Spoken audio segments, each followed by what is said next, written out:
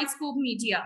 Today we are going to talk about, is AAP taking another leap to hold the communal rights and the communal politics right now?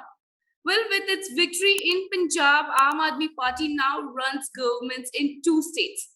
This has given rise to perception that Aam Aadmi Party is well positioned to occupy the national position space, which the Congress party has vacated in past few years given its inability to effectively hold the BJP to account. Well, in its bid to expand, AAP has aggressively positioned itself as a nationalist party, flashing its Hindu credentials.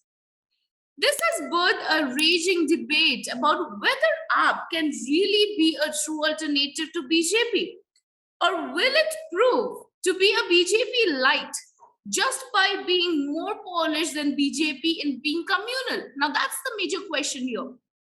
For its part, AAP, in its defense, argues that its religious outreach to Hindus is fundamentally different from BJP. They say as it is not premised on hatred against minorities. Now, how does that make it different?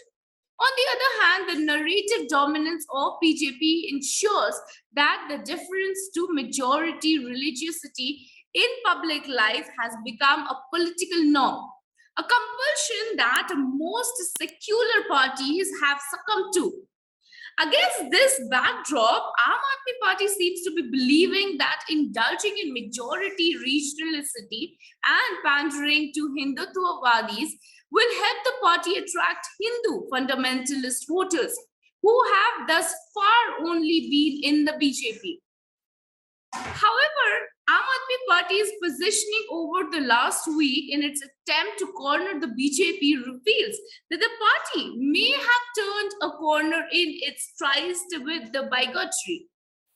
Well, here are the samples. We have brought you some examples about it. One, Aam Aadmi Party MLA Naresh Abalian casually labeled journalist Rifat Javed as Talibani and jihadi after he criticized the army for deleting a tweet on an iftar party it had hosted. Meanwhile, two Aam Aadmi Party top leaders, including Manish Sisodiya and Atishi Marlena, blamed Rohingyas and Bangladeshi Muslims for riots in Delhi's Jahangirpuri. Well, this was talking hatred and exposing the party's prejudice against the communities. Well, now let's talk about the must-pass inane religiosity.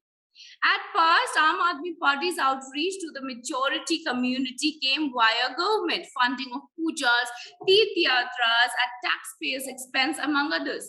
Well, this was in no way harmless. It involved the promotion of religion through state resources while discriminating against the community of atheists and agnostics, as their taxes were used for promoting religion against their sentiments. Well, besides the desirability of deploying scarce taxpayers' resources for religious activities where the state was not performing many more significant and urgent roles mandated for it was suspected too. Even still, it didn't actively harm any community and was thereby accused as inane religiosity. But taking it to another level, Aam Aadmi Party refused to stand up for citizens when they were targeted by the majoritarian forces in the Delhi riots and elsewhere. Well, the problem with Aam Aadmi Party's stances is multifold. It has left Muslims in Delhi feeling hopelessly alienated, as they have no political voice given that Aam Aadmi Party chose politically expedient silence even when the lives could have been saved had the party actively deployed its organization and leadership. Well, its presence in the ground against the communal forces and targeting of Muslims' households and businesses could have delivered justice for helpless citizens. Well, that Aam Aadmi Party harps on the fact that law and order in Delhi does not come under its purview in no way can justify the abdication of its responsibility to represent people as a political entity. Representing those targeted by the communal forces does not require power. All it requires is the intention to stand up against the wind. Thus, Aam Aadmi Party's silence in the face of BJP's rabble-rousing raises a morale question. Therefore, Aam Aadmi Party has tactfully, for its political gains, through its studied silence, prevented the BJP from its attempts to polarize the electorate on religious lines.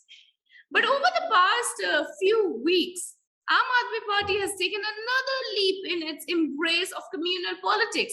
Now, its top leaders are seen actively cultivating and cashing on the hatred and prejudice against the Muslim while using it for the political mobilization. When Aam Aadmi Party leaders Manish Sisodiya and Atishi Marlena attacked BJP for illegally settling Rohingyas and Bangladeshi Muslims, whom Aam Aadmi Party blamed for the clashes and sought action against them, they stepped into the murky world of hate-filled communal mobilization.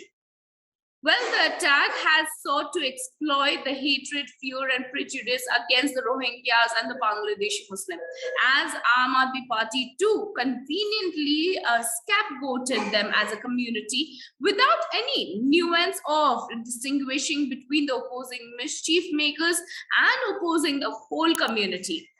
Well, this hatred and prejudice was driven by Islamophobia, as Indians otherwise have never been hostile to other immigrants. The targeting of these communities help serve the communal narrative of Muslim being troublemakers who are seen as others, unworthy of any compassion. It is this narrative that Aam Aadmi Party has strengthened. Also, Aam Aadmi Party, for its political gain, has targeted a marginalized community already vulnerable to prejudice.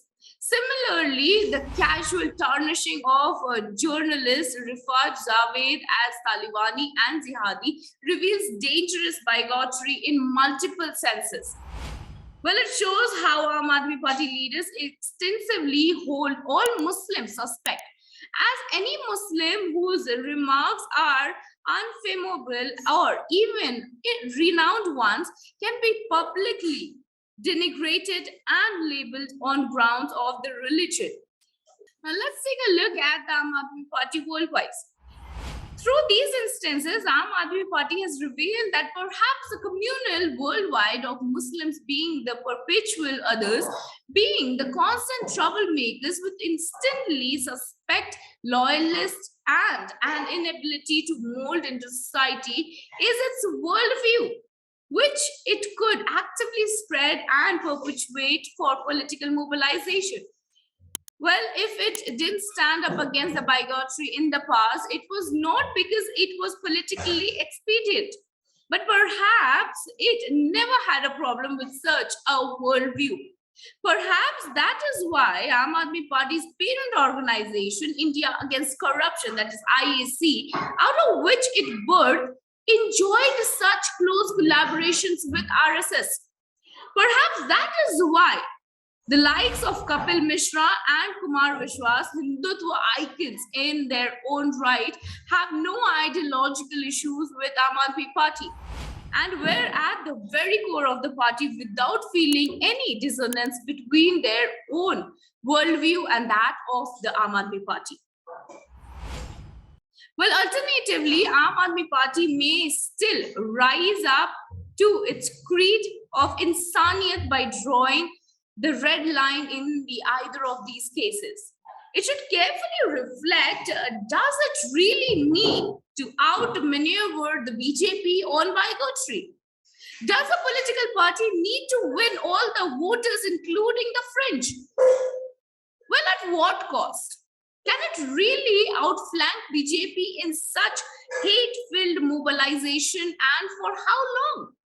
Well, Aam Aadmi Party should think hard on these issues, because the answers will not just inform whether the party wins or loses a state or two, but whether the idea of an inclusive India, respectful of its diversity, wins or loses. Well, this was all about answering the major question, is Aam Aadmi Party taking another leap to hold communal politics? Well, stay with us. We shall bring you more such interesting topics to talk upon. This is Aparna Sundar reporting for iScope Media.